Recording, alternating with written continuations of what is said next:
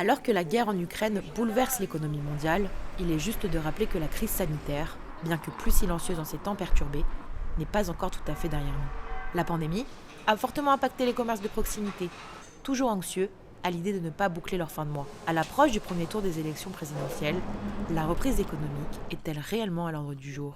Je peux vous dire que oui, ça a quand même repris. Le télétravail nous dérange un peu quand même parce que finalement les femmes s'habillent moins. Mais quand même en général, on travaille quand même. On a été quand même aidés avec les aides de notre président. Donc ça nous a permis de garder la tête hors de l'eau. Il faut peut-être moins acheter et avoir des choses un peu plus casual, moins sophistiquées. Mais sinon, dans l'ensemble, ça va. On s'en sort quand même. À la suite des récentes annonces gouvernementales et avec la suspension du pass vaccinal, quel est le climat actuel chez les restaurateurs ? Alors donc depuis la fin du Covid, on a remarqué une petite hausse de la fréquentation du restaurant. Je pense que c'est également dû à la fin de l'hiver, donc le retour des beaux jours.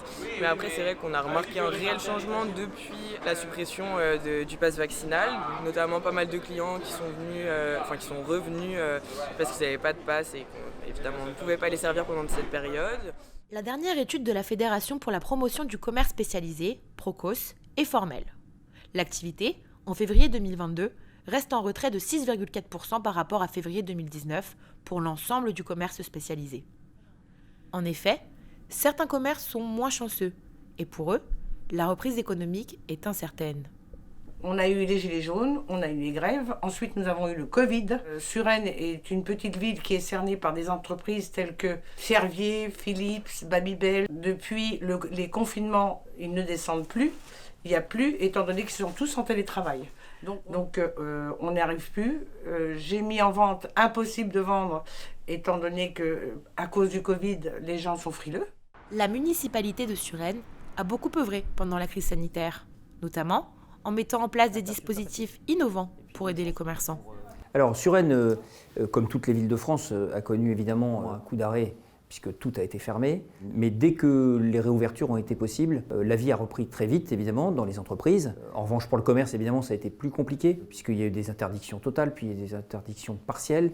Donc je pense que c'est ce qui a été le plus difficile d'ailleurs pour les commerçants à gérer, ces ouvertures, ces refermetures. Nous on a été beaucoup à leur côté parce que les services publics de la ville sont restés ouverts. Et donc on a mis en place assez rapidement des possibilités d'entrer en communication avec ces commerçants sans se déplacer, puisque c'était très contraint, et notamment avec la mise en place d'une plateforme de livraison, Click and Collect, qui s'appelle Suresnes Boutique. C'est presque un catalogue en ligne.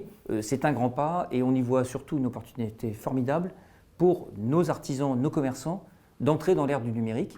Le grand enjeu, je pense, pour le commerce et la consommation, c'est le pouvoir d'achat. Si jamais la crise ukrainienne a un impact très fort, il se peut que les entreprises embauchent moins. Donc là, voilà, il faut véritablement continuer à soutenir la croissance française.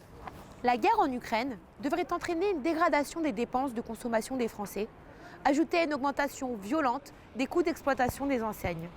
L'idée serait de trouver des solutions sur une indexation réduite des loyers pour 2022, ainsi que d'accompagner les entreprises sur le plan de l'énergie. Ces évolutions rendent impératif un plan commerce 2030 dès le début du prochain quinquennat.